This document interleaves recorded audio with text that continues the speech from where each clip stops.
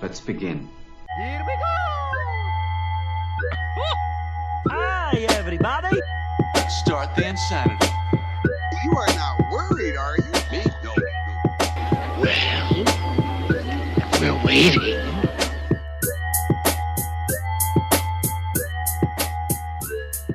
Hello, you paisanos, and welcome to Super Media All-Stars. John is out of town, and so is everybody else besides myself, Jake Boston. And there's one other person right next to me. That would be me, Kevin Jensen. Hello. That's correct. Just a two-man pod again. We're going to see how this goes. Hopefully everything's running smoothly and whatnot. I hope so. Yeah. We got a good show in store. I'm hoping so. We'll fucking see. We were supposed to do the Happy Time Murders, but I'm the only fucking person who saw it. So today, we're going to be talking about our favorite directors. Because that's fun. Who doesn't like directing movies? I don't, but I like seeing other people direct them. It's pretty good. Kevin, what have you been watching lately? I just finished up Disenchanted on Netflix. The first season of that. New thing from Matt Groening? Yeah, the new Matt Groening one. Okay. It reminded me a little bit of how Futurama started off a little bit slow. They didn't have a lot of footing. They didn't know where they were going to go with it. But Sure. It shows some promise. It's got good people behind it. So hopefully I think they've already been renewed for another season. Yeah, they were picked up for 2 seasons off the bat. Yeah, so we're going to get more no matter what. So hopefully they let them do whatever they want because it's Netflix. Yeah, I watched the first episode, and I thought it was just all right. Like, I couldn't fucking stand Elfo. He's the only person that I hated, but the rest of it was okay. Yeah, Elfo doesn't get much better. They didn't show, the prince that she's going to marry enough. Okay. He was my favorite character. I the voice actor's British, and he's from a bunch of BBC comedies, and I really like him. But sure. Hopefully, going forward, they'll get into a little bit more of a niche. Mm-hmm. Hopefully, they find their niche and sit in it. So sure. No, I like the main 2 people that I like in it are Abby Jacobson from Broad City. Yep, she's great. And Eric Andre, of course. And he's one of my favorite comedians right now. So I'm glad he's in it. And from the first episode, he was good. I know this show's kind of getting panned though. So yeah. People just expect too much, I think, right off the bat. From the Simpsons guy? They expect 5th or 6th season of The Simpsons right off the bat, or, 3rd season of Futurama right off the bat. You're just not going to get that with a new property like this. Yeah, you got to give that shit time. Obviously. Mm-hmm.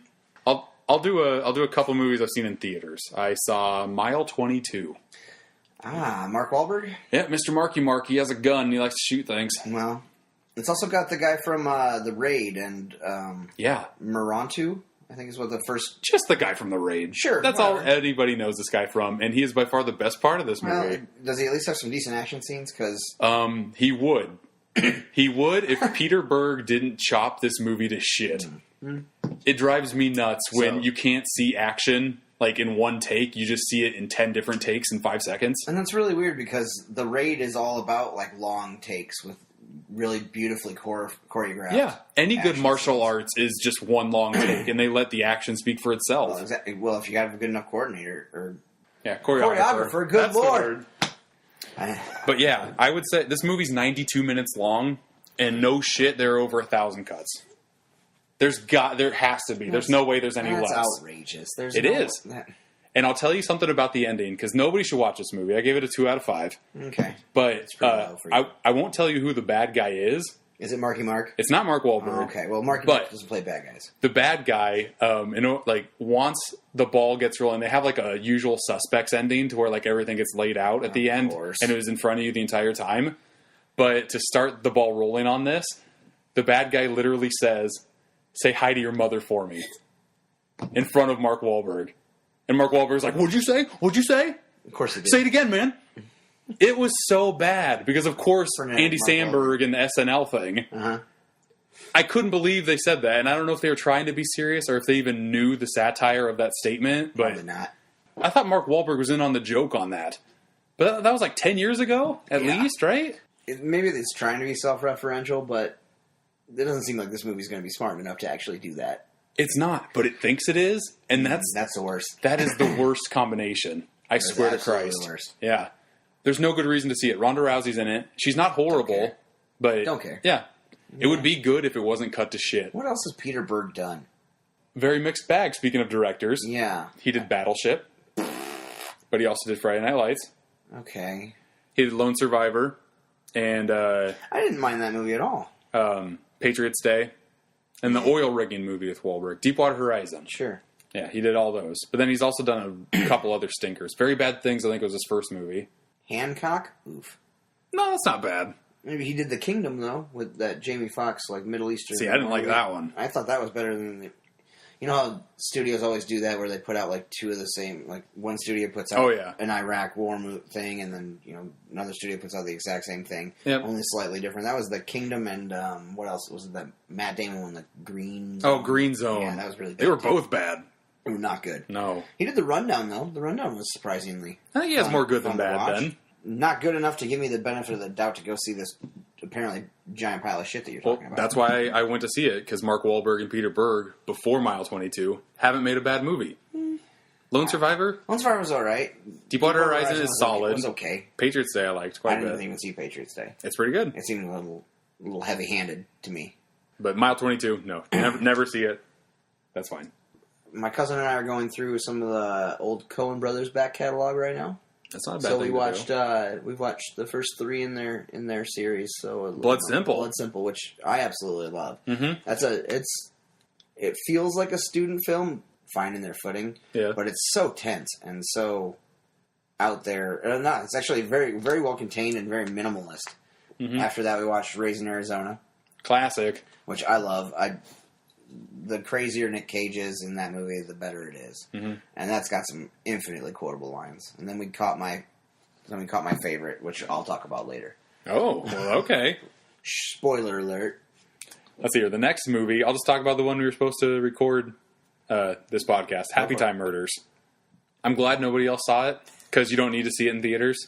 This is a perfect movie if it comes on like HBO or Netflix or anything like that. But don't pay like $10 to go see it in a movie theater, because this movie should work, and it should especially work for me. Just like Peanut Butter and Chocolate. Puppets and raunch are like a match made in heaven for myself. Team America, World Police. This should have been a mixture between Team America, World Police, and Who Framed Roger Rabbit. Okay. That's like what the plot is, and then like it's just like the raunch factor and puppets of Team America, and then just kind of like two worlds mixing into one of Who Framed Roger Rabbit. Yeah, I think you're giving it a little too much credit, though, because, I mean, you love Who Framed Roger Rabbit. Yeah. If I can recall. And I love Team America, too. I love Team America as well. I love both those movies, but you can't go in and comparing them. That's what I wanted. This is what it should have been, and it was nowhere near that. You think your expectations were a little too high? Probably. They were probably pretty high. Before I went in, I saw what it was getting on Rotten Tomatoes, and it was already at like a 40%, so I'm like, oh, fuck, this isn't good. But maybe critics just think like, oh, I don't want to laugh at this raunch. Sure. And I don't care about laughing at anything raunchy. But the main reason why this movie doesn't work, number one, all of the best jokes are in the trailer, which is never a good sign. No.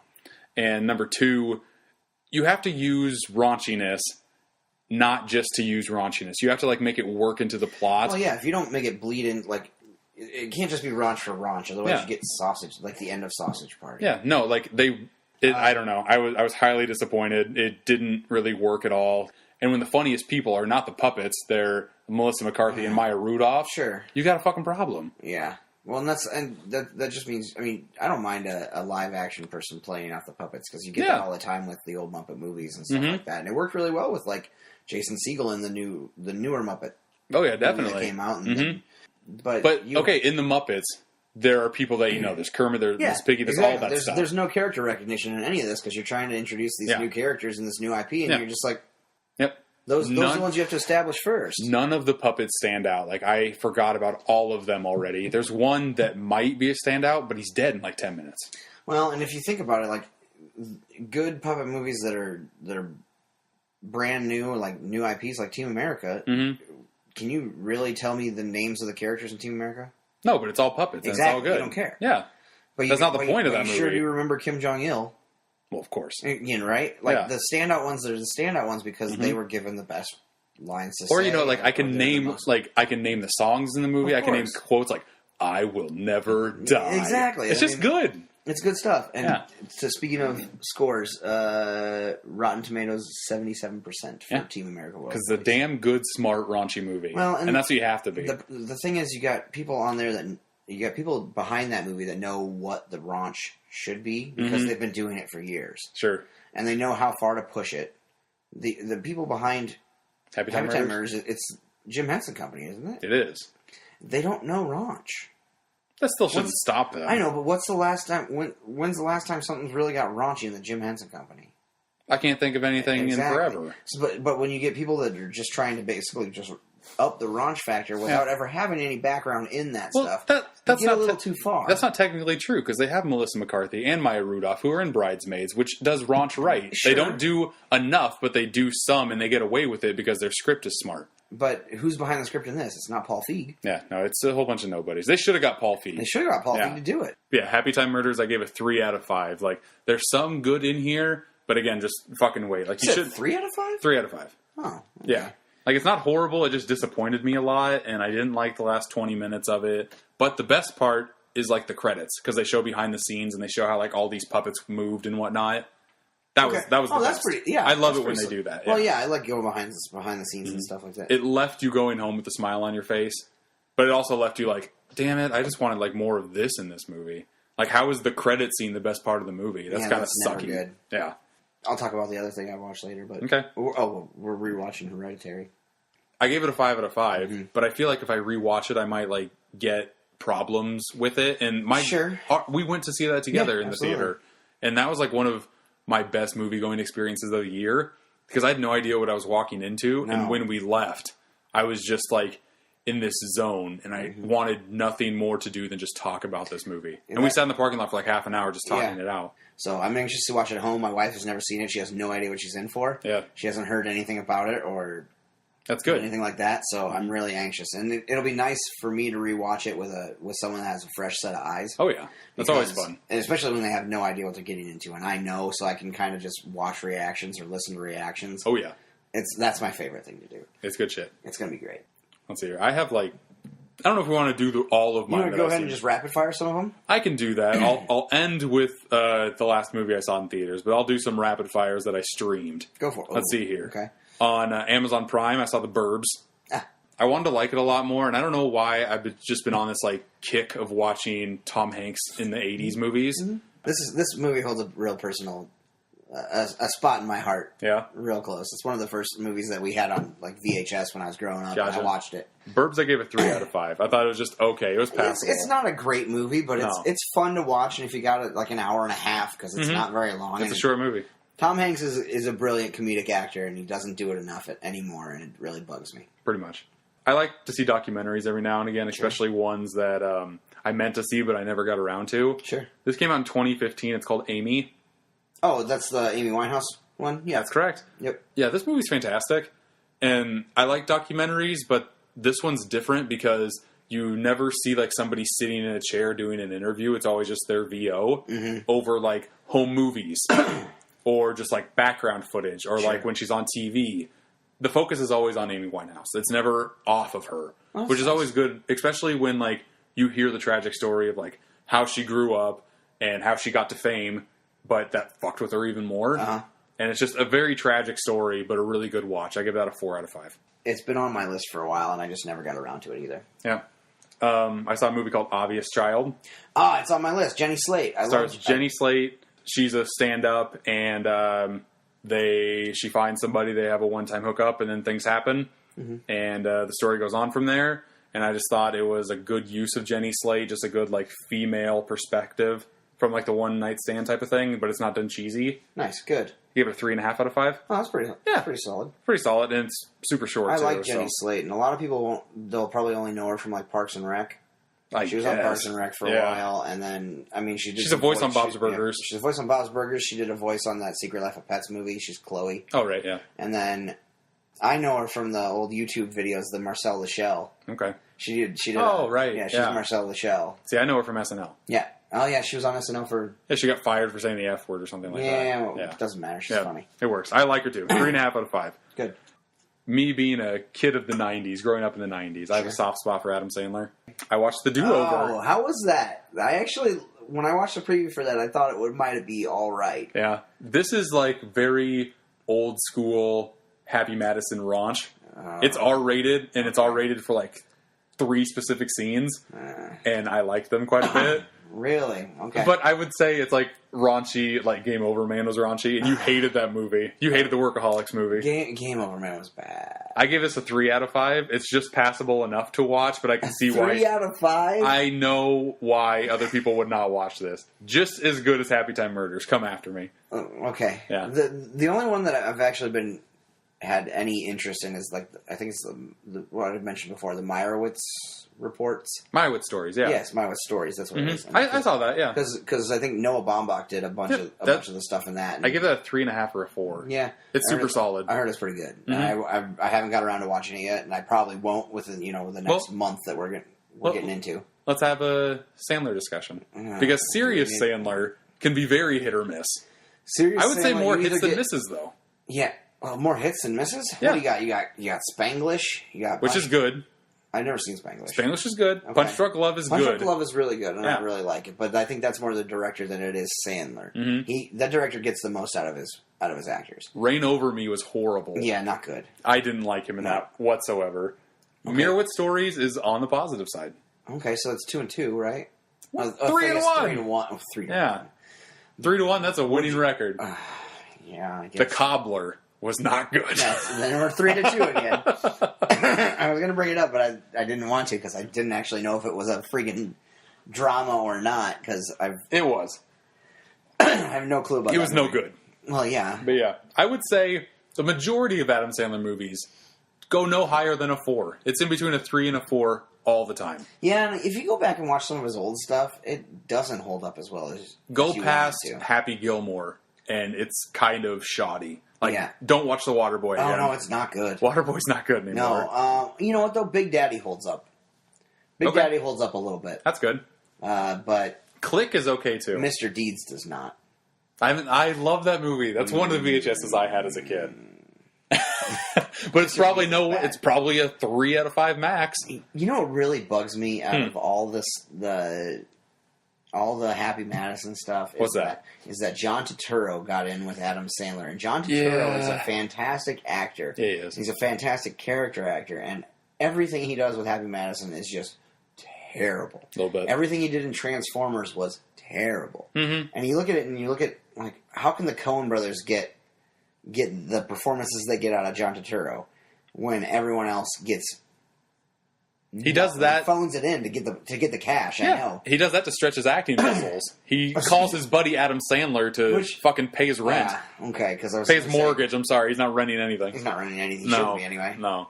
It's the same kind of thing with Buscemi though, because Buscemi got in with Sandler too, and I don't fucking understand it. Because it's easy money. What do you want? Yes, but come on. He was there since Billy Madison. Yeah, I know. So he's okay.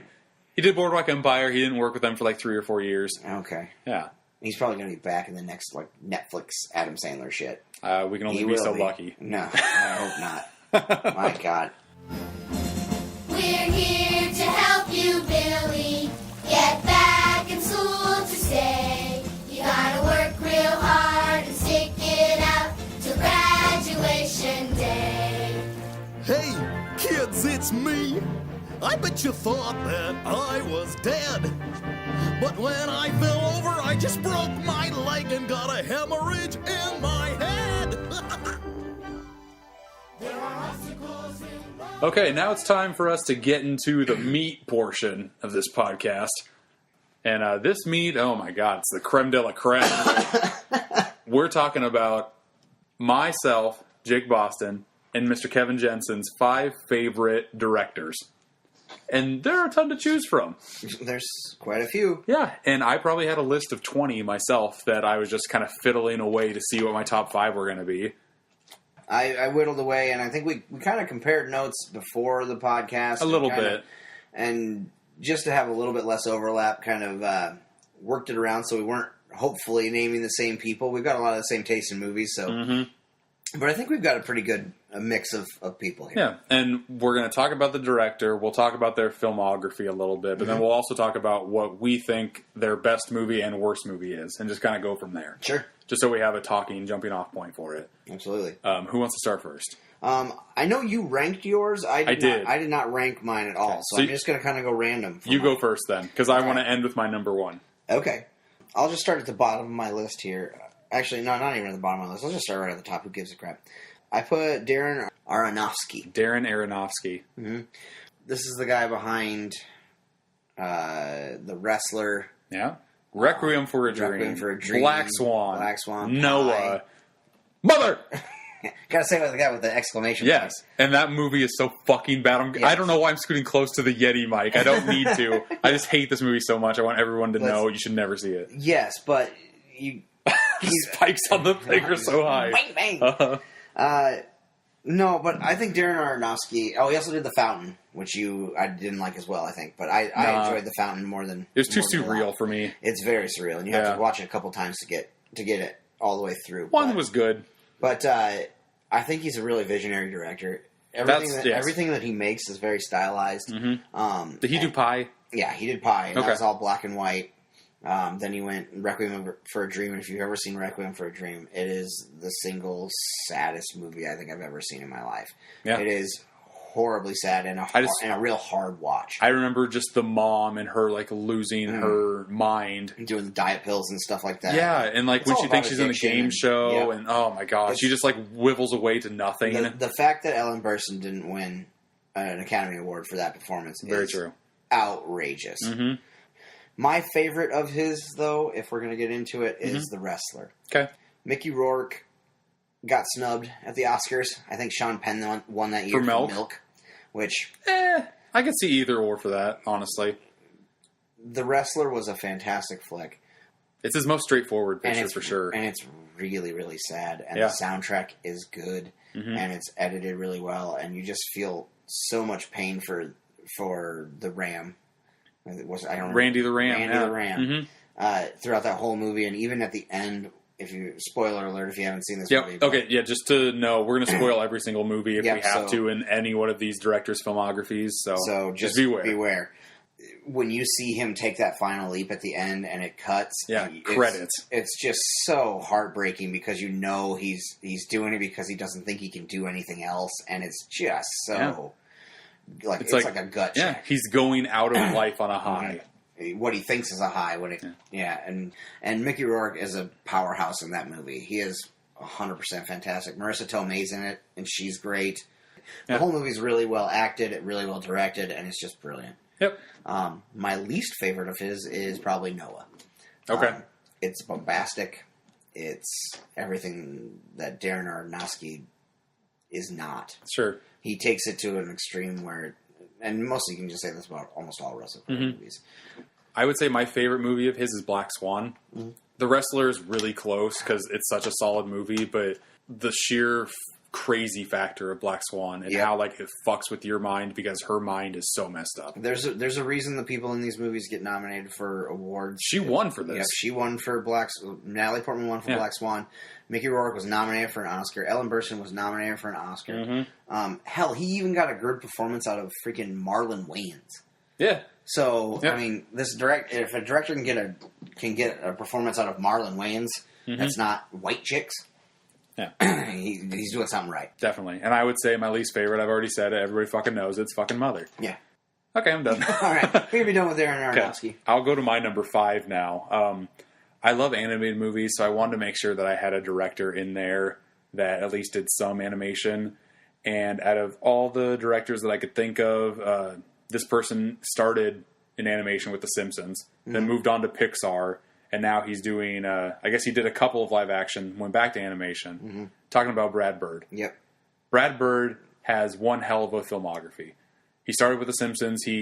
We've found out doing research, he directed Do the Bartman, that music video. Hell yeah, if you're going to get into it. Which that has some really fucking good animation in it, too. The guy knows how to do animation. Yeah. But the Pixar movies he directed, he did Incredibles, and then he did Ratatouille. No, before Pixar, he did any of that, he did Iron Giant.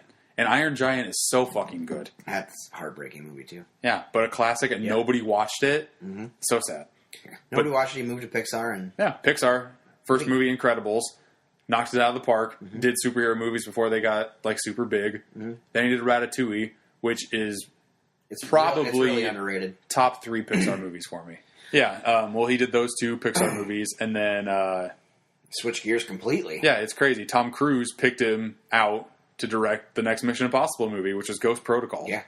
And that movie has some of the best stunts in the entire series. It probably has the best stunt with the Dubai climb, the skyscraper. Yep, it's got the skyscraper climb, and then right after that, it has the whole chase scene In the desert? through the sandstorm, Yeah. which is fantastic. The movie opens in the prison. Yep, which That is breakout, a fantastic scene. probably the best opening of a Mission Impossible movie. Yeah, Well, Mission Impossible Ghost Protocol made enough money to where Brad Bird could really pretty much do anything. Disney wanted him back. He wanted to do a live-action movie. He did Tomorrowland, which I'll just say it right now, it's probably his weakest movie. yeah, it's probably messed up. Yeah, but I still don't think it's that bad. This movie got panned, and some of the visuals in this movie are fucking fantastic. George Clooney is great as always. I liked the kid girl in this. Sure. I thought she was good. Some of the robot shit, very wonky, but Disney. Yeah, it's a solid 3 out of 5, which Yeah, isn't probably. like if that's your worst movie, you're doing good. Yeah, And then he came back to Pixar because Tomorrowland bombed, which is unfortunate. But he went back to Incredibles with the sequel, Incredibles 2, and that movie is made great. $500 million so far in America. Yeah, it's the number one. Like, we're going to do the box office summer showdown here pretty soon, and that is I don't number think one. I don't think anything's going to catch it. Yeah, it's number one, and I'll just say it surprised the fuck out of me, but the movie was hella good. Not me. Yeah, no, we'll talk about that later in a couple weeks, you fuck. But, yeah, I would say least favorite Tomorrowland. I would say my favorite out of his filmography is Ratatouille. I'll just say that. I think it's better than Ghost Protocol, but I don't know barely. if it's better than Iron Giant, but They're close. they're pretty good. They're close. I like Ratatouille. I think Ratatouille's more fun than Iron Giant. I feel like I'm giving it my number one spot just because it doesn't get enough love and I want to push it a little really bit. doesn't. Yeah. Iron Giant, if you look back and people revere that movie now, it's like, oh, it's a classic. Yeah. And this and that. And it took a long time to get there. Uh-huh. Ratatouille's going to be in the same boat, I think. I fucking If you hope look- so. If you look at Pixar movies, Ratatouille is much stronger than a lot of their earlier stuff. Agreed. So, Number 5, Brad Bird. so I also enjoy animation, and I wanted to get something represented. We don't have a lot of foreign film directors on here. Ooh. And so I went with the foreign animation director that I like the most, and that is Hayao Miyazaki. Well, of course, he's the He's guy. the guy, Yeah. right? And say what you will, but the guy puts out good movies. I don't watch anime worth a damn, and I've seen at least 2 or 3 of his movies. Yeah. And it's not hard to... I mean, every time he puts one out, it's pretty much nominated for an Oscar. Yeah. As well as it should be. Did he make Poyo? He made Ponyo. Okay. Ponyo, sorry. Yeah. Ponyo, and he made... Totoro. Princess... My Neighbor Totoro. Sorry, I'm naming all of yours. You go. That's fine. Spirited Away, Mm-hmm. Princess Mononoke, Porco Rosso, just a bunch of fantastic animated flicks that don't get a lot of viewings outside of the people that know Miyazaki. Sure. Spirited Away, I think, is my favorite of his works. That's the one I connected most with. That's where I jumped onto the ship. In college, I caught Princess Mononoke, but like my wife and I still to this day watch Spirited Away at least once a year, and that's saying something for a Japanese animated flick. That, I mean, we're reading subtitles the whole time. Oh, yeah. So I think more for his contribution to the art form is why I like him so much. But the guy just makes solid movies, and they're all whimsical, and they're all amazingly animated, and Sure. he knows what the hell he's doing. So for my second pick, I put Miyazaki. Very good. Okay, I will go to my number 4 now. This guy that I'm about to talk about, I started watching him like through music videos. I kind of grew up with him. Like, I watched the Buddy Holly music video. I saw he did a whole bunch of I know where Beastie you're Boys. going And now, he yeah. did like Sabotage for fuck's sake. He kept on moving up and up. He did Fatboy Slim. Yeah, with Christopher Walken. Yep. But yeah, a whole bunch of great fucking music videos. And then I started growing up. I started watching Jackass. He was a big part of Jackass. He was actually a character in Jackass before he started directing anything that I knew he was even a director. I'm like, oh, that dude's fucking funny. He dresses up as the old lady and shows his tits and whatnot. First, I'm talking about Spike Jonze. Every time that I hear Spike Jonze is coming out with a movie, I get fucking excited. And one of the other criteria we had for this is that the director has to have at least 4 films, because that's a good sample size. He has 4 films, and they're all fucking dope. They're all good. Yeah, Being John Malkovich, fucking classic. Adaptation, I like a lot. One of Nicolas Cage's best roles. Yep. Where the Wild Things Are. Loved the book. The movie is so fucking crazy. It's just fun to watch. It treats kids like they're not stupid. And I love children's movies that do that. Mm-hmm. And then Her. So fucking solid. A good sci-fi movie that doesn't even seem like it's in the future, but it's just like, it has enough technological advances to where, like, of course this is in the future, but this could be right now. Mm-hmm. His style is so whimsical and out there, out of this world. I love every single movie that he's done. If I have to pick like a best and worst, I would pick Where the Wild Things Are as the worst, but that's still a 3.5-star movie for me. Mm-hmm. And Her is like a 5. Her is my favorite. Even though I love Malkovich and Adaptation, Her is on a whole nother level. I like Adaptation a lot. I think Adaptation is higher on my list. But for me, I agree with you. Where the Wild Things Are is probably the weakest one of those 4. It's still not bad. I know a lot of people it's who not do. Bad. I know a lot of people who don't like that the movie. soundtrack kicks ass. Yeah. He's married to Karen O from the Yeah. Oh, is he really? Mm-hmm. Oh, wow. He got her to do the soundtrack for... That makes a lot of sense then, huh? For Where the Wild Things Are. Huh. Or at least he was. I'm not sure if he is anymore. But okay. Yeah, I really don't have anything else to say. He doesn't have a lot of movies to talk about, but they're all fucking solid. Spike Jonze is my number 4. I'll go with someone who's really kind of come into his own in the last 2 years, last year, really. Getting a lot more critical acclaim. People have known him for a while from Shaun of the Dead and the Cornetto trilogy. Oh, okay. Hot Fuzz. All right. The World's End. I know him most... The movie I associate with him most besides those is Scott Pilgrim vs. the World. But I'm talking about Edgar Wright. Okay. He stepped into the big time, I think, with Baby Driver in the last year and a half. He'd been up there. This one's been not this. Baby Driver got the awards nominations that a lot of technical award nominations. Yeah. He's a very technical director. I would say he's still underrated. Like not a lot of people give him the credit that he deserves. Not as a filmmaker. No, because when you start off with a spoof of the zombie, mm-hmm. A spoof of a zombie movie as your first movie. Yeah. Yes, it's fun. It's irreverent, but if you watch those movies, it's really well directed. It's really well edited. Sure, everything is tongue in cheek. I think he only got better as he went on with that trilogy. Okay. Hot Fuzz is my favorite of those 3 movies, just because it lambasts the action genre so well. Gotcha. And it actually works as an action movie and a horror movie. Mm-hmm. But my favorite, I've been a long time Scott Pilgrim fan. I read the graphic novels years and years ago. Okay. But the movie lived up to a lot of the stuff that they put in the graphic novels, and he did a really fantastic job of bringing it to life. Yeah. It's my favorite of his movies. Baby Driver is great. I think the one, if his misstep is not even a misstep, World's End is still a solid flick. Mm-hmm. I just don't think it's as good as the rest of them. Yeah, but it's by no means bad. No, it's not bad at all. And that movie gets better. One thing with Edgar Wright is that the more times you watch the movie, the better it gets. Oh, the more things you notice. Everything that he does is very detail oriented. I mean, Baby Driver, the soundtrack is matched up to all the bullets, the gunshots, the action is all timed to the soundtrack, which would take years to edit. Mm-hmm. I would say when I saw Baby Driver in theaters, I thought it was just okay. When I rewatched it for our end of year rankings, it jumped up so high because I'm like, this is fucking brilliant. I don't know what I was thinking. I mean, that's kind of the same with World's End though. Like anytime I see an Edgar Wright movie in theaters, besides Scott Pilgrim, I'm just like, okay, that was just okay because I have a lot of high hopes. Yep. But then I rewatch it, and I'm like, I don't know what the fuck I was thinking. I really wish they would have given him the green light to do his Ant-Man the way he wanted to, because I think don't it would have been even start.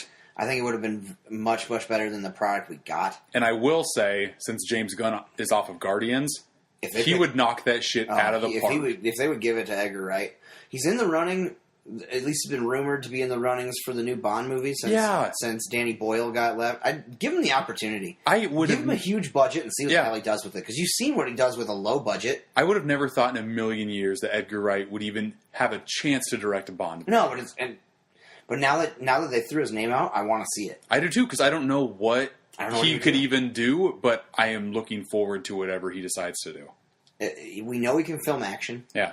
And we know he can do quick cut action. We know he can do long scene or long cut action. Mhm. Like the guy knows what he's doing. Yeah. He's a good filmmaker, and he's one of my favorites. And Yeah. and Scott Pilgrim is on my desert island list. Edgar Wright was my number 2 on this list. Shit. So I'm going to have to switch things around a little bit, but we'll just add it in. holy fuck. Like, my best and worst are exactly the same as yours. Scott Pilgrim's the best, World's End's the worst, but No, worse is Yeah. irrelevant. yeah, it's not bad in the least bit. Since Edgar Wright was my 2, I'll move my 3 to 2, and I'll put my number 6 at 3, because that makes sense. Jesus Christ. Yeah, here we go. Hey, math's good. Yeah, but I'm okay with having this guy at number 3 just because of his pedigree, because of how many classics he's made, and some of his best stuff has been like his later works, and I'm talking about Martin Scorsese.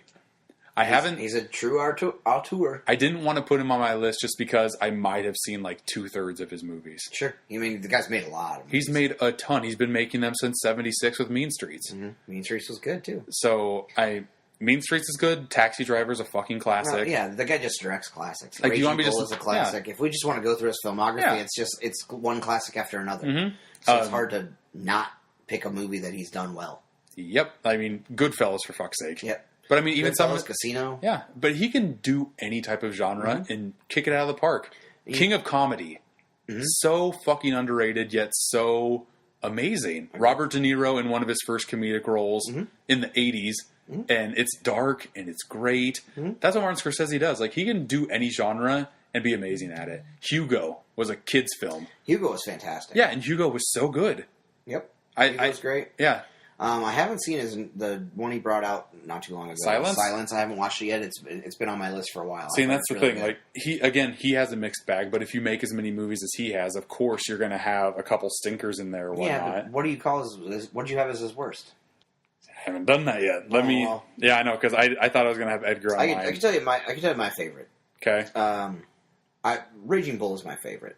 The performance that he gets out of both Joe Pesci and Robert De Niro in Yeah. that movie are just amazing. Yep. But even like if you have to like I divided it in half basically because you get your when he started working with De Niro and it was De Niro and De Niro and De Niro. And Oh, then yeah. he started working with DiCaprio. Yeah. DiCaprio and DiCaprio. He's got DiCaprio. 2 different people in 2 different decades. Yep. And It's great. And The Irishman coming out now. Yep. It's going to have De Niro and Pesci back again. Yep.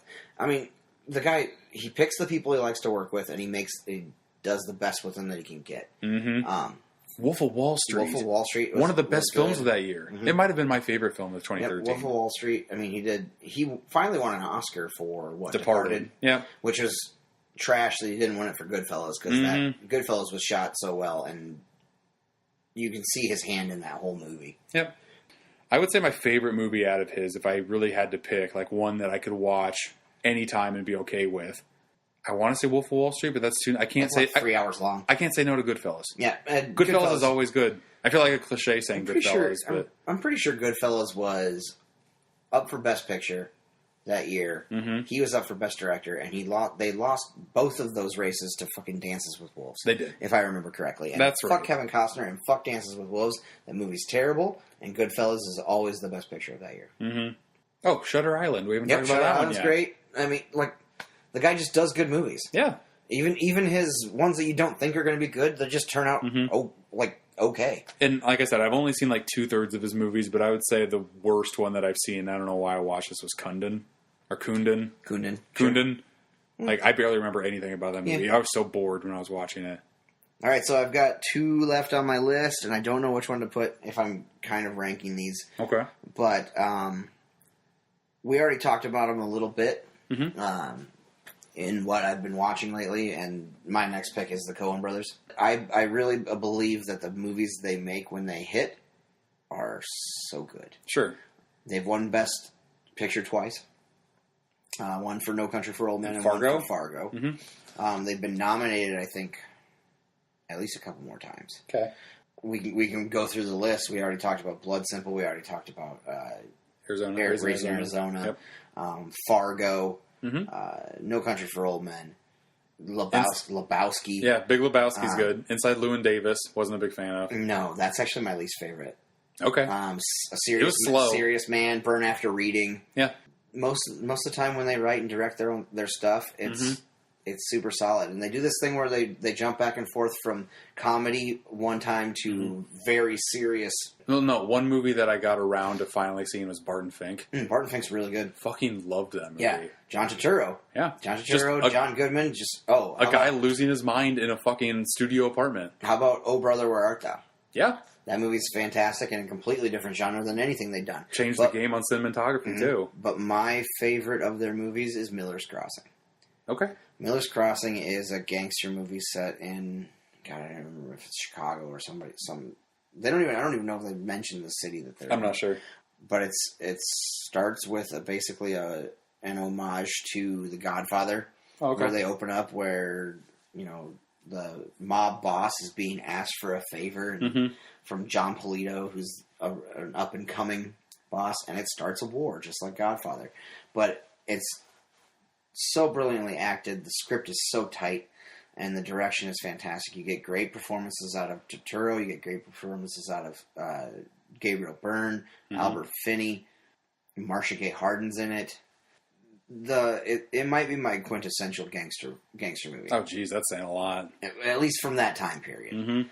My least favorite is Inside Llewyn Davis because I just fucking Lady Killers is worse than Llewyn Davis. Yes, but it's my least favorite. That's true. Okay. It might not be their worst movie, but it's definitely my least favorite. Okay. Well, very good. My number 2. It's kind of crazy. It hasn't come up yet, but anytime that I hear that David Fincher's coming out with a movie, I'm fucking there. Sure. David Fincher, just his dark, depressing tone that he has in the majority of his movies, I just am in love with. Mm-hmm. He's appointment viewing. Oh, yeah, definitely. What? Was his last movie Gone Girl, or was there one more after that? I believe it's Gone Girl. Okay. And that movie came out like 3 years ago. There has to be one more. He takes his time. But he should. Because he finds what project feels comfortable for him, and he fucking knocks it out of the park. Like, I can't think of a lot of movies that are really bad from David Fincher. He can do his crazy Seven and Fight Club stuff. He can also do like a Forrest Gump type movie with Benjamin Button. Sure. And I just watched that for the first time a couple weeks ago, and I thought the majority of it was good. The CGI still looks great. It hasn't been dated that much at all. Just how Brad Pitt can go from like old man baby to young kid old man guy. Oh, they actually took... Looks great. Yeah, they took their time on that shit. It looks really good. Yeah. Just going through a little bit of his stuff. I mean, people know who Fincher is. Fincher's been around for a while. But yeah, the last movie he did was Gone Girl. That's crazy. Before that, he took 3 years to make. He took 3 years to make Gone Girl, and before that, it was Girl with Dragon Tattoo. Okay. I still haven't seen that one. Social Network. Okay, I love Benjamin Social Button. Network. My favorite of his movies, which is Zodiac. Okay. In 2007. It's definitely a slow burn movie. But I think he really came into his own. People know him most from what? Seven and Fight Club. Fight Club. For sure. He did a smaller movie that a lot of people don't know about called The Game. Yeah, I recently watched that too. Michael Douglas and Sean Penn. Sean Penn. Yep. That movie's good. See, that's on my lower tier. Lower tier Fincher. Still good. I mean, lower tier Fincher is still pretty good Fincher. Definitely. Oh, yeah. There's not a bad Fincher in my mind. I think my least favorite is probably Panic Room. Oh, okay.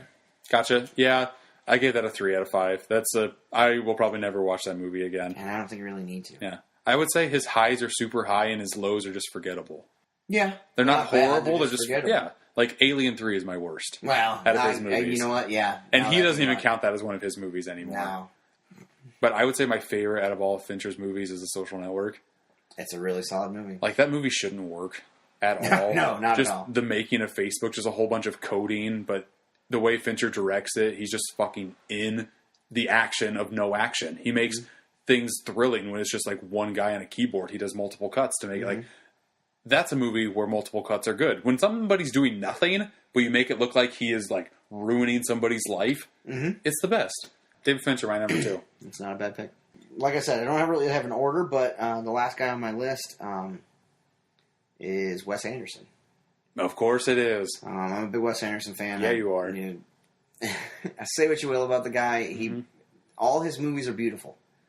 Every single one of them has They all have the same look. Yeah, sure. Uh-huh. He's basically a director that has his own style, and it's basically been made into its own genre. That's definitely it's a Wes Anderson film. Yeah. When I saw Paddington earlier this year, I described it as a Wes Anderson film for kids. Sure. Which he already makes some film for kids, because Fantastic Mr. Fox is a movie I'd let my daughter watch. That kind of stuff. Most of the stuff he does is comedic, with a touch of drama. Yep. But every time he does it, he just does it super well. He goes into different forms of film, mostly with animation, stop motion. He likes stop motion animation, and I think both the movies that he's done in stop motion have been really solid. Yeah. Has he been nominated ever? Yeah, Wes Anderson? He was Wes Anderson? No, I don't know. Maybe for Grand Budapest Hotel? I would say maybe for Fantastic Mr. Fox. Like maybe animation he might have been nominated. But we can keep talking about. I like Wes Anderson's style. I like his choice of soundtracks. He does all the work on his soundtracks pretty much by himself, and it's like him and Mark Mothersbaugh. Yeah. I like his dialogue. Everything's really eclectic. Yep. And it's all one tone. Yeah. I mean, but if you go through his filmography, it's Rushmore, it's Royal Tenenbaums, it's Grand Budapest Hotel. I could not do a marathon of Wes Anderson movies. You get burnt out pretty quick. Yeah, after two. You get burnt out pretty quick because everyone's either really depressing or really eccentric. Yeah, everybody is. And I like Wes Anderson a lot, but I like watching one of his movies like every other year. Yep. Pretty much when they come out. Like when Isle of Dogs came out, I knew I needed to see it with you because I knew he was your favorite actor because you love every single movie that he's done. Yeah. I think the one I picked as my least favorite was Darjeeling Limited. That's everybody's least favorite. Yeah. Because it's just not as good as the rest. That's my least favorite. I would say my biggest disappointment was Grand Budapest Hotel. I heard super good things. I love Grand Budapest Hotel. I hated the ending. So. Okay. I got my movie. Was that his second movie? Wes Anderson's movie? Royal Tenenbaums? He did Bottle Rocket first. Oh, which is a little right. student film that had Owen super Wilson underrated, but so good. Yep. Owen Wilson, James Caan, Luke Wilson. Yeah. Both of them. Mm-hmm. But that movie, you saw a lot of the same stuff that you're gonna see in Rushmore. Yeah, that's one of my favorites. But Rushmore is Rushmore's my favorite. It's mine too. It's a really solid. Jason Schwartzman's really good. When I want to watch a Wes Anderson movie, I always pick Rushmore. Lately, I've turned more towards Fantastic Mr. Fox because Nat my daughter can watch it with me. Uh-huh. And although none of the stuff in any of his movies is really too terribly bad. No. Moonrise Kingdom was pretty low for me. Ooh, that might be one of my favorites. I see that, and I was not as high on that movie as everyone else. Okay. But that's with me in Budapest. Yeah, we just flip flopped. Yeah, pretty much. Mm-hmm. But I like Wes Anderson, and I think he's a fantastic director. We haven't talked about one of his movies yet. Which one? Life Aquatic. Life Aquatic is it divides a lot of people. Yeah, I'm a fan. It's a hell of a cover art. Oh, but that's it. I don't like that movie. See, I like it. I think Bill Murray's good. Well, sure. And I think Jeff Goldblum's great in it. Mm-hmm. But yeah, the story's really nothing. No.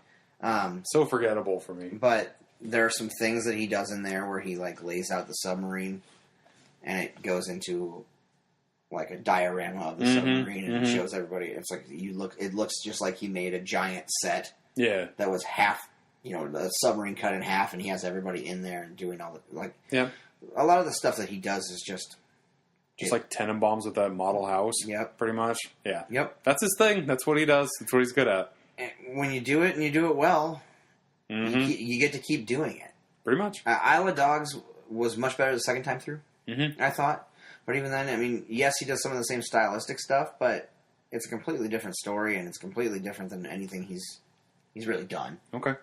Very good. Wes Anderson. Wes Anderson. All right.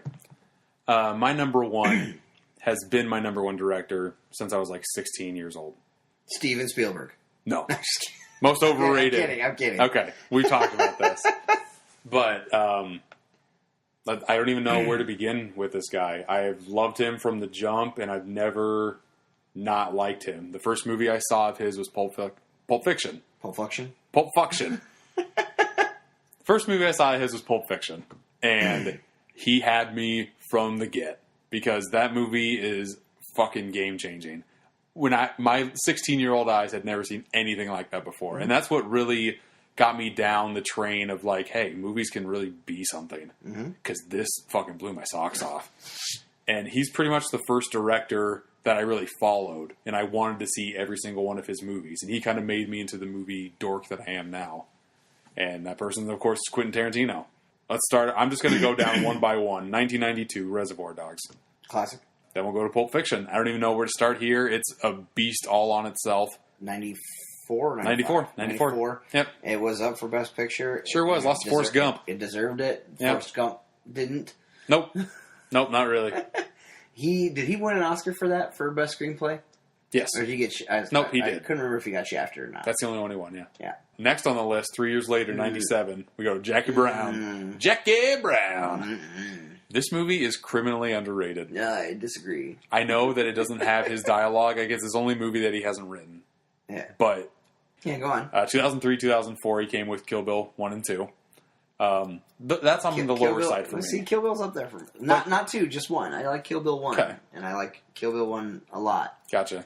But I also like samurai movies. I mean, exactly. And he can jump from genre to genre and just put his style in anything that he touches. Well, I think, to me, that's the best part of Tarantino. Is Yeah. he can do any style. Mhm. And he borrows from a lot of people. And I'm okay with that. And that's fine. Yeah. Whatever, because he puts his own spin on it. Mhm. But he also borrows from people that no one's ever heard of. Exactly. Because when he was working in a film store, that's what he'd do, is he'd just watch every single movie that he could get his hands on. Yeah, And- like I heard Reservoir Dogs was just copying Infernal Affairs. Probably. But I've never fucking seen that movie, and I never heard of it before Reservoir Dogs sure that's John was Woo, out. right? So, I think so. Yeah, it's John Woo. Mm-hmm. But who cares? Yeah. This is the first time. Magnificent Seven's just fucking Seven Samurai. Who gives a shit? Yeah, I know. It happens all the It's time. all the time happening. So why not? If you can do it well, just do it. Yeah. And Tarantino has always been a fan of the samurai genre. So, of course, he wanted to put his own, stab at it. Sure, why And he not? took a long time. From 97 to 03, he took a long break because he just wanted to do something different. Yep. And This so he is did way something different. Yeah. It's so good. Wait another 3 years, he makes a double feature with Mr. Robert Rodriguez called Grindhouse. I like Rodriguez. I like Rodriguez a lot, and Rodriguez's movie during that whole Planet Terror. Planet Terror was Yeah. definitely the better of those two movies. Sure. And neither one was very good. I would say, of course, Death Proof is my least favorite. Tarantino has even came out and said Death Proof is his least favorite movie. I hate how people hate this movie, and I understand why they do. And it's definitely his worst, but it's still not bad. His worst is still pretty good. Yeah. Yeah. If you're gonna say Death Proof is If you want to talk about slow, this is slow. And this is kind of like a play, because they're just, for, another third of the movie, they're just in a bar talking. yeah, Still not bad. I love Death Proof. I'll say that. we're gonna go through his whole filmography, aren't we? We only have 3 movies left. That's the thing. it? He's made 8 movies. Yeah, good point. Yeah. he said he's only gonna make how many? 10? 10. Number 6, Inglourious Bastards. Yep. So Now, see- fucking good.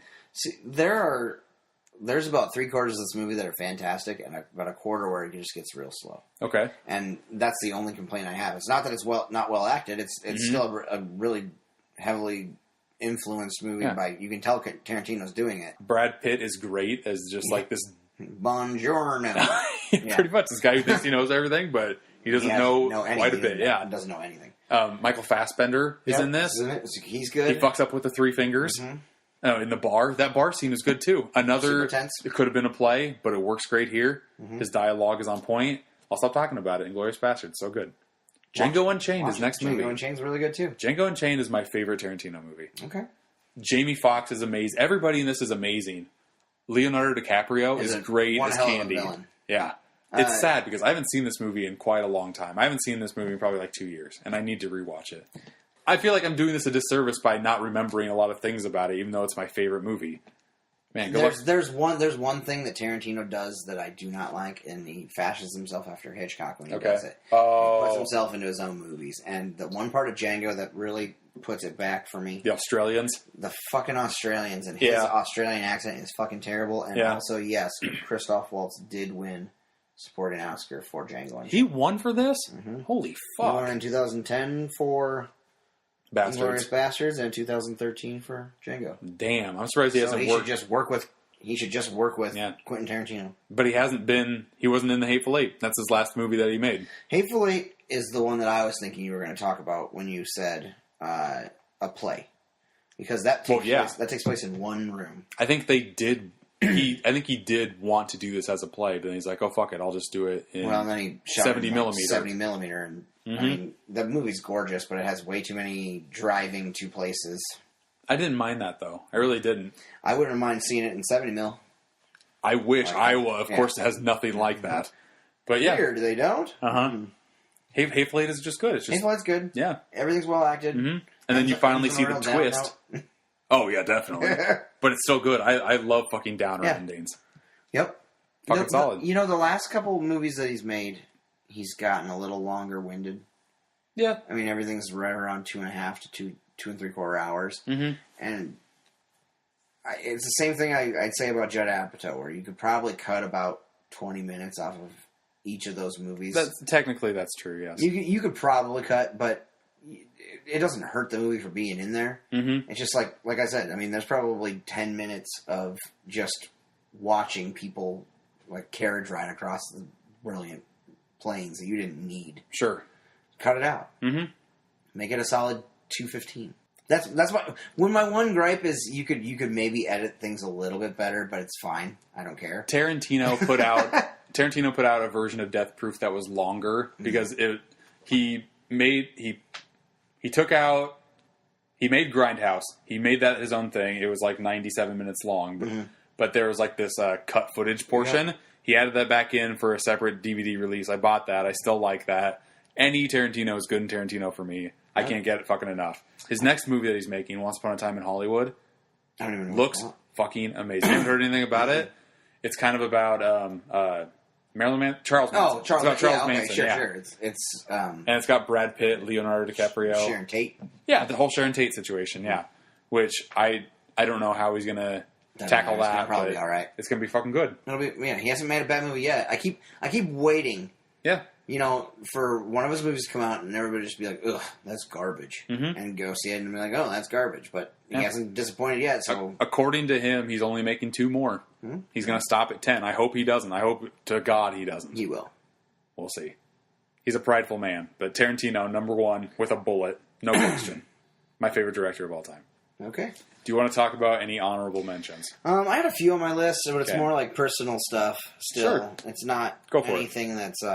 I don't think these guys are necessarily the best directors, but the personal reasons I really like. Yeah, we'll just rapid fire these. All right, so on my list, I had Fincher on my honorable mention list. Nolan on my honorable mention of list. course. I Should we talk about Nolan for a little bit? I don't think so. Okay. I don't think we need to. He makes good movies. He wears suits. He's kind of a weirdo. There you go. There's no emotion in his movies. No, not at all. Yeah. And the one that he did have emotion, like Interstellar, He tried real hard. he tried real hard at it, and it didn't really get me. Yeah, once he gets to the love of his life, he leaves her. Or once he gets to his child, he leaves her for Leaves the her, love of yeah. his life, who he's only known for X amount of time. It's just Yeah, weird. it's- He fights to get to his daughter towards the end of the movie. Okay, sorry, go. And anyway, whatever. Go. Don't worry about that. So Fincher was on my list. Nolan was on my list just because of what they've done for cinema in the last 10 years. John Carpenter holds a special place in my heart. His movies are not the best at all, but The Thing is one of my favorite all-time movies. Yep. I have a huge soft spot for Big Trouble in Little China. Ugh. I know you hate it, but it doesn't matter. But Halloween is a classic. Yeah. The guy, and his ability to he makes a soundtrack for his own movies, and he basically is what I go to when I think of horror movie soundtracks. Definitely. Yep. But the guy has not made a good movie in a while. Catherine Bigelow is on my list. How many movies has she made? She made 7 or 8. Really? Yep. I know Point Break. I know Zero Dark 30. Point I know, Break holds a special place in my heart. Of course. I love Point Break. It's fucking great. I'm an FBI agent. I'm an FBI. Yeah, we quote that movie quite often, actually. Hurt Locker is probably my favorite. Hurt Locker's really good. I loved that movie. She did Zero Dark 30. Yep. She did Near Dark, Okay. which is in the 80s. Yep. It was a vampire flick that's really criminally underrated. Sure. She did Detroit last year, which Oh, right. I haven't seen I that. haven't seen that yet either, but I think it's on Amazon now. Okay. I forgot about that. That looks good. She did K-19 The Widowmaker. I haven't seen that one. Yeah, that's probably not really Is that good. Harrison Ford? Yep. She did Weight of Water. Never heard of that one. Another criminally underrated movie is Strange Days that she did in 1995. Haven't heard of it. Ralph Fiennes in it. That movie's phenomenal. Okay. She did Blue Steel. So she's done enough to fit our criteria, of course. Sure. And probably the strongest female director going right now, I'd say. Well, maybe Ava DuVernay Okay. is pretty strong. And Sofia Coppola's making some decent stuff Nah. again. Nah. I'm not a big Sofia Coppola fan. No, but, me either. but Coppola is on, honorable mention. Yeah. I like a lot of Sam Raimi stuff for what he did to the horror genre. Yeah. He has his own style for horror. That's for damn sure. It's really Bombastic. and ridiculous. Mhm. And I kind of love it. Evil Dead 2 is a masterpiece, and It everyone is. should watch it. It's great. But that's about it for my Okay. list. I don't think I had Ryan Johnson on there, but he's pretty up and coming. He's only done 4 movies. Yeah, he's only done the last Star Wars movie. That's it. Yeah, just the last Star Wars movie. No one's ever seen anything before that. Nope. Up and comer. Ryan Nope, Johnson. yeah. But Looper, if you haven't seen Looper, Oh, you should yeah. go out and watch Sci-fi Looper. classic. Looper's great. Yep. Looper's great. A Brick is an interesting take on noir. Mm-hmm. It's set in a high school with Joseph Gordon-Levitt. Yep. I liked it a lot. Brothers Bloom, I never really got into, No, not that great. but that's yeah. my list. I'm a big fan of comedies. I didn't put these guys on here because they make classic comedies in like the 80s and 90s, but they don't really have a good style. Like all of these. Well, they don't have their own Yeah, style. Anyway. yeah. These 3 directors just kind of get grouped together for me. That's John Landis, Ivan Reitman, Harold Ramis. Sure. They all just kind of make the same movie, but they're all fucking good. So I just wanted to shout them out. I said Hitchcock because, of course, Yep. Hitchcock. Kubrick because, of course, Kubrick. Obviously. They've wasn't done what so this- much for cinema. That wasn't what this list was supposed to be, so Exactly. that's why they're not on it. And that's why I didn't add him. Exactly. Mm-hmm. We talked about Nolan. James Cameron, I like half of his movies. I don't like the other half. Yep. But like what he's done for cinema, just in like the special effects department, is noteworthy. Oh, That's yeah, great. absolutely. Yeah. And he's made some classic films. Yep. True Lies is underrated. Let's see here. Shane Black. Yep. He's only made 3 movies. That's why he's not on the list. But His 3 movies are pretty solid. Kiss Kiss Bang Bang, The Nice Guys. 2 fucking at least 4.5 5-star movies. People there. who haven't seen Kiss Kiss Bang Bang, Yeah.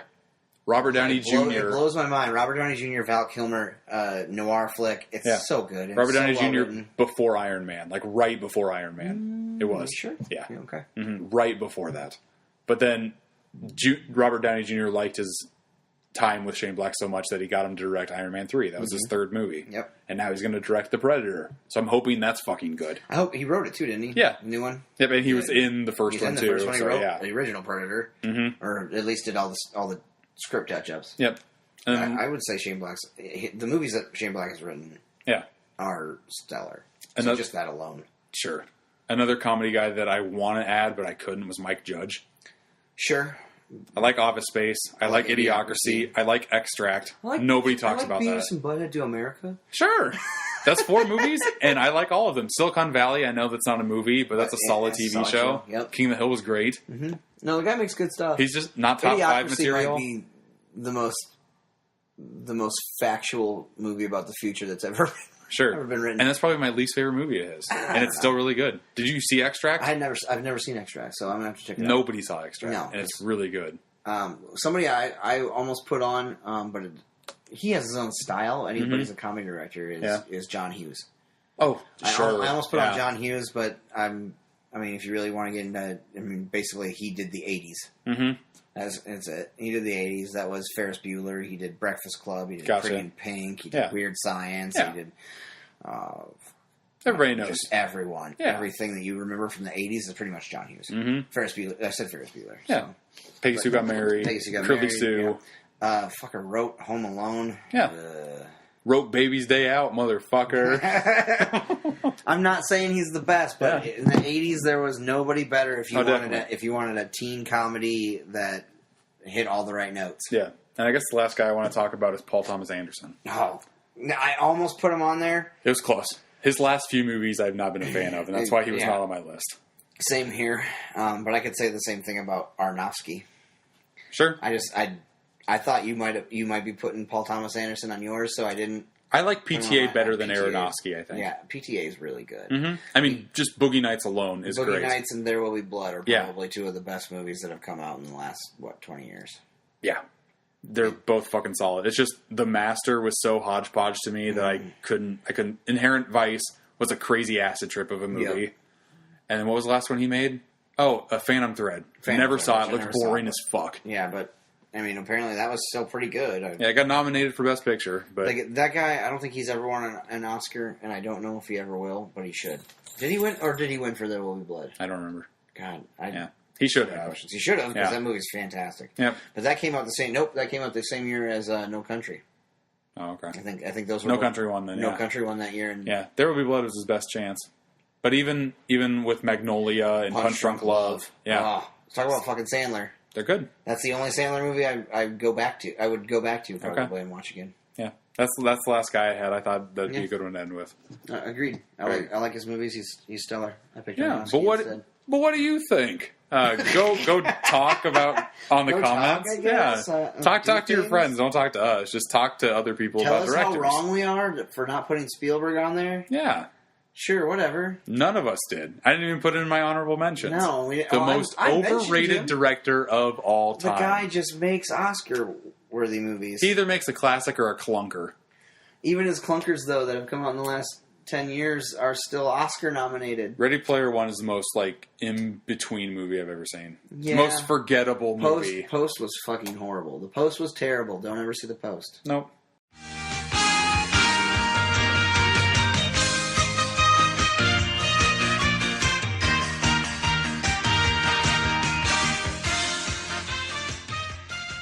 Okay, Quick. we've been going super long, but we have to do a game. The game that Kevin and I always play when we see each other and we want to play a game. We name an actor, and we have to name we go back and forth to see how many movies that person's been in. We just name a title of a movie, and we ping pong back and forth with titles. Yeah, we can do that, or we can play the other way where we piggyback on the next movie. You get to name an actor from that movie and go back and forth. So Oh, God. you'd name an actor, I'd name a movie. You'd name an actor, I'd name a movie. Let's do that. Okay, we can try that. What should we start out with? Well, you're going to name an actor, and I'll name a movie. Or do you want me to start with a movie? You start with the movie. Wait, we got to come up with the name of the game. Okay, the name. The name of the game is Actor Movie. Wow, that's terrible. Actor Movie. No. Actor Movie. Movie Actor. Yeah, you name an actor, and I'll name a movie. That's the game. Learn how to play it. Actor Movie. Yeah. It's going to be terrible. Okay, whatever. Okay, so you ready to play Actor Movie? If that's what we're calling it, yeah. Let's go. Okay, you start with an actor. You start with the movie or an actor. I'll start with an actor, and Yeah. I'll say Jamie Foxx. Okay, I'm going to say Collateral. I will say Tom Cruise. I'll say Top Gun. Anthony Edwards. I will say Revenge of the Nerds. I stump you already? You might have, because who else was in fucking Revenge of the Nerds? There's a ton of people. Yeah, a ton of people. That Yeah. one dude, that's that one dude that was in Married with Children. The dad. Do you know the dad? Oh, I can't remember. Did I stump you already? You might have. So Oh we my might have. God. We might have to go another one. So where you? No, start that's with the done. act- That's the you start game. with the actor. I can't remember. The fucking guy. I can't remember what Booger's name. Or not. Yeah, what Booger's name is. Yeah. Oh my God. Why can't I think of what his name is? I'll give you... You might have me. I'll give you 'cause 10 more seconds. I can't remember. Oh, John Goodman. Fuck off. There you go. Okay. I will do Barton Fink. Totoro. Transformers. Shia LaBeouf. Indiana Jones and the Kingdom of the Crystal Skull. Kate Blanchett. Blue Jasmine. Rooney Mara. Girl. Oh no, that was oh no, I don't know. she wasn't in that one. Rooney Mara. She was in that other Caroline or whatever that movie was. So if you said it wrong, you're I done? think I'm done. I can't. That's it. That's it. Oh, jeez. Very good. It makes me Okay. feel real bad. A short but sweet game. God, that's terrible. game is- Wait, who else was in Blue Jasmine? I don't know. Yeah, fuck off then. Oh, that's hot trash. Ah, That hot trash has been called yeah. Actor Movie. Oh my God, that's awful. I'm so pissed at you. Actor Movie. Movie Actor. Yeah, you name an actor, and I'll name a movie. That's the game. Learn how to play it. Actor Movie. Yeah. All right, very good. All right, Well, I'll take the loss. yeah, that's been episode 56 of Super Media All Stars. I guess. You can follow our Twitter. You can follow us on a whole bunch of podcast services like one you're listening to right now, or maybe YouTube, or There's a iHeartRadio and a Stitcher. And then you can also follow us on Instagram. I'm also on Instagram at Steelbook Obsessed. I'm not on Instagram. How dare you? Nah. It's great. Nah. I'm doing a tournament right now. We're doing Best Comedy, and right now the final 2 should be up, and I'm guessing it's going to be Home Alone versus Hot Fuzz. For what? What is this? The best comedy of all time. Oh, please nobody picked Home Alone. Home Alone is destroying the competition so far. Are you kidding me? Nope, I'm not. Who has it beat? A lot of fucking things. You want me to go into it? Oh, God. Probably not. We probably shouldn't. We'll do it. No, I'll do it just to make you angry. Ugh. Okay. I'm going to be so mad. Did it beat Airplane? I left it up for my audience to vote on what their best comedies were. Is it just stuff you own? Or is it stuff that you've reviewed? Or is it just all together? I let people name any comedy they wanted. And then you made a bracket? I made a bracket. Ugh. And Home Alone's beating things? Home Alone beat Monty Python and the Holy Grail. Fuck off. It beat Ghostbusters. Fuck off. And it beat Step Brothers. Fuck off. It's probably better than that. But okay, what so did Hot Fuzz beat? right now, okay, Hot Fuzz has beat, let's see here, it's beat Super Troopers, Yeah. The Naked Gun. Yeah. It just beat The Big Lebowski. Yeah. Yeah. I'd still pick. I'd So, probably want to watch Hot Fuzz. Over right now- Hot Fuzz. Maybe not Naked Gun. Right now we're in the final 4. Okay. It's Hot Fuzz versus Superbad, Okay. and it is Home Alone versus the winner of Happy Gilmore and South Park, Bigger, Longer, and Uncut. Hot Fuzz should win it all. We'll see. It might. Hot Fuzz should win it all now. I'm guessing it's going to be Home Alone versus Hot Fuzz. Out of all of those fucking movies that made the Final Four, it should either be South Park or Hot Fuzz. We'll see. And South Park hasn't even made the Final Four yet. South Park on both of it has won 51-49. No way. Who did it beat? It barely beat the Lego movie, and it barely beat Rush Hour 2. Are you fucking kidding me? I was pissed at that. Well, Yeah.